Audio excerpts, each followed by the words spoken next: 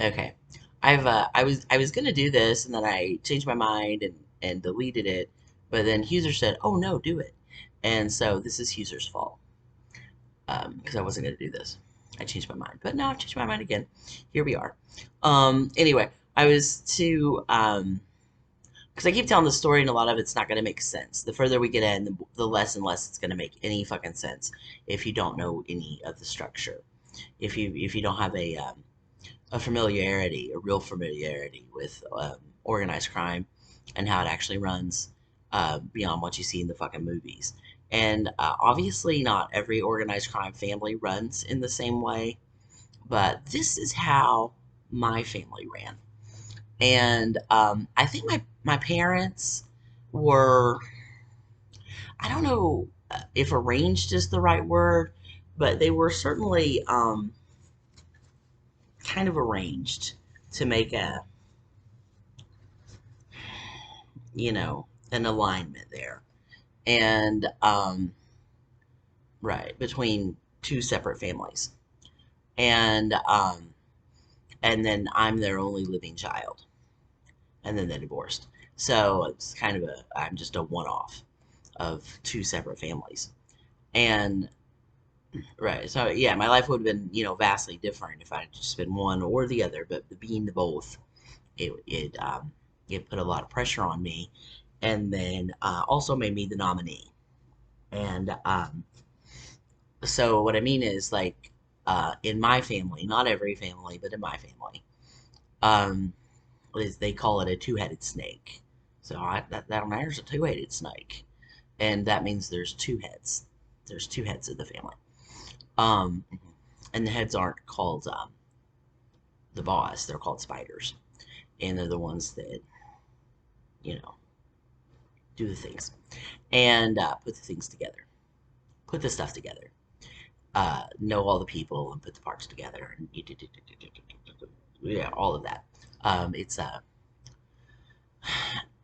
if I were going to be charged with it, it would be called facilitation. Um, right, that's the charge that goes along with that job, facilitation, and the facilitators, the spiders, and it's the fucking job. And the two were always like one born and one made, with the born and the made, and that's what my great grandfathers were, the hitmen, the two hitmen, Perkins and Sweeney, or if you ask the other side, it's Sweeney and Perkins. So either way, um, but they were the two heads, and then I was like just from being born in that situation, the nominee, the maid, or no, not the maid, the born, the born. But and then Mark was the maid, and then right, um, and then nobody likes a nepotism baby, so it was, and then that's not something that you go around town fucking advertising either. I mean, if I can go around and say that fucking kind of shit. Clearly. But since early childhood, again, I was groomed into that was my job. That was your job, Heather. It's already been chosen for you. And right, like it or not. And so you know all the people, and you already know all the people. And the knowing all the people was before my parents divorced. Um, Everyone became pretty well acquainted with me because my dad would drive around my great grandfathers. They didn't drive, and he would drive them around, and then I didn't have a sitter, so then I'm riding around with them. So that puts you, that puts you into knowing everybody. Uh, since you were a very small child, and then after the divorce, the people certainly still knew me. When I was a kid, anything, anything, anything on earth. You can walk in anything where anything was going on, and then people would look, and Some people are like, "What's that kid doing here?" And then other people say, "No, let's just say there, she's cool," and that would be that. Um, and there was, um, it was so deeply embedded in in in in crime. When I was a kid, my babysitter took me to the grocery store, and she was paying with cash, and I was like, "Oh, do you sell powder here?" Like I asked the cashier, and then my babysitter was just like, "Right, right." Um, and then the cashier, she don't know what the fuck I'm talking about. She says, "We got laundry soap down on aisle 6." And I was like, "Oh." That's when cash was explained to me that you could actually spend cash anywhere, that it wasn't just for crime. And then also another part of this is a lot of those guys, there's not really a lot going on ever. A lot of the time they're just sitting around fucking bullshitting, and that's all it is. They're just sitting around smoking, shooting the shit, and telling stories. And all they do is, the older they get, the more stories they tell. I'm 48, by the way. And right. Wait till I'm 80 and the real stories come out. And so that was also a way to identify people. At a young age, people realized that I had heard everyone's story, and I'd heard all of their stories.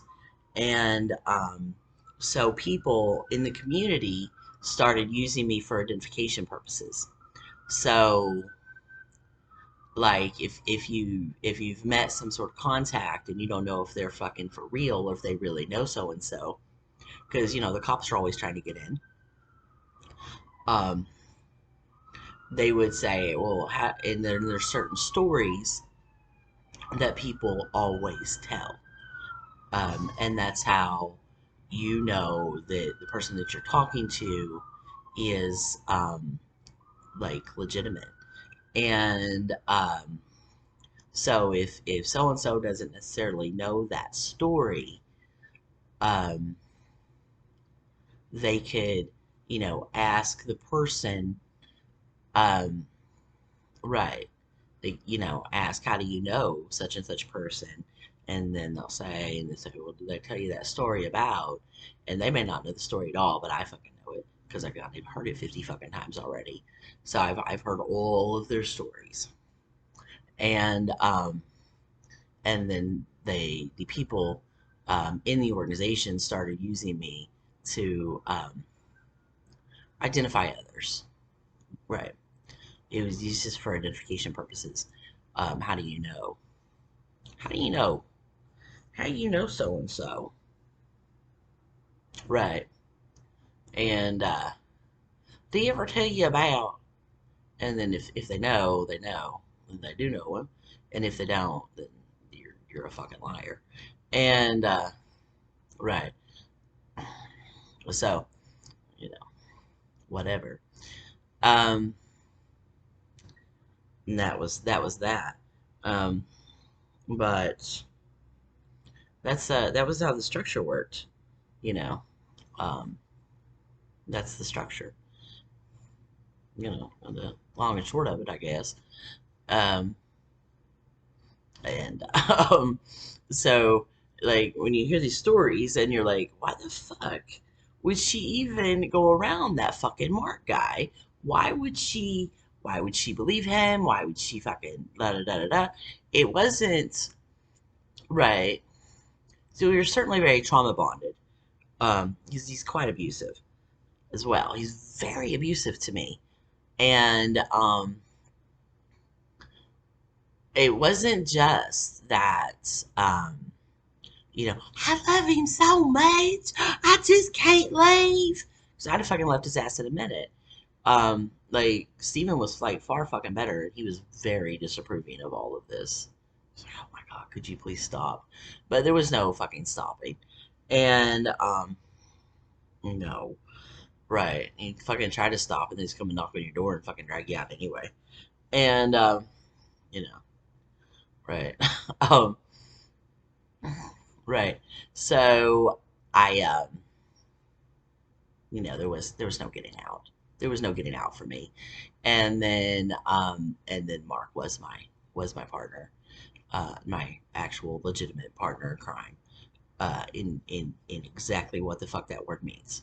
And yeah, not Facebook, not a Facebook, I think I'm a badass partner in crime, like a real actual partner in crime, which is, extremely fucked up. It's a fucked up way to live, and it's a fucked up way to grow up. It's a very fucked up way to grow up because when I finally did get out and then get out of my hometown, it took some doing just to get out of my hometown.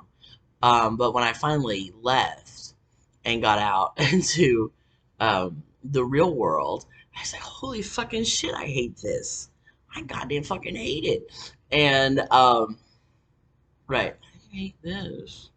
Nobody ever does me any favors out here. And it was just kind of weird, because as soon as I moved back, um, right, people immediately tried to start doing favors for me. Um, you know, and not like illegal shit, like legal shit. Like, oh, well, I've got a house and, I got a three-bedroom house up here. You can absolutely run it for 435. That was like last year.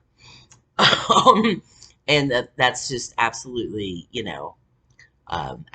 unheard of um, for most people I know. And, and then like legitimate job offers. And the reason I took this one, and I'm clearly at a demo building. I'm in a building that's about to be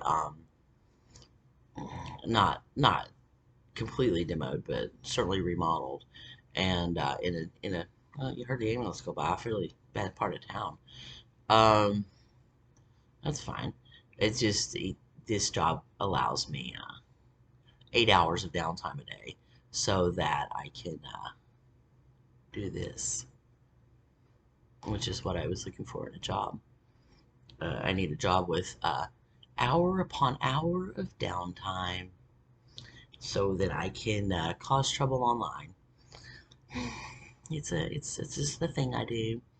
But the people I work for here are really super nice and sweet, and right, and it's more than fair. Um, so I'm happy with that, but it isn't a situation that most people could deal with.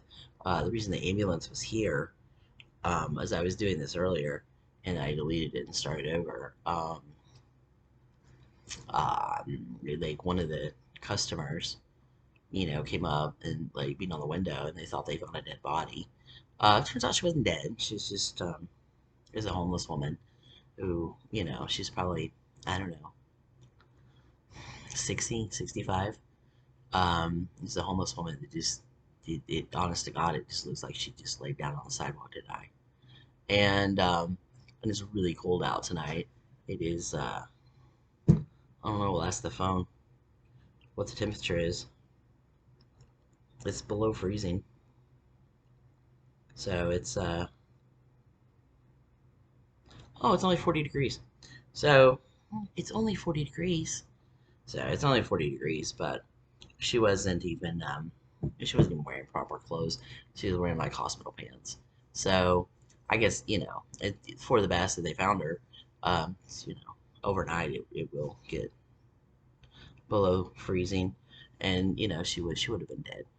Um, but that's just what the fuck it is, and that's, right? I guess that's the American health system, because she's, just out of the fucking hospital and no place to fucking go, and they put her on the goddamn street, and then she just wandered around till she got here and laid down on the fucking sidewalk to die, right? Because that's clearly how shit should work, right? Absolutely, yeah. hmm Fabulous, great, but that's that.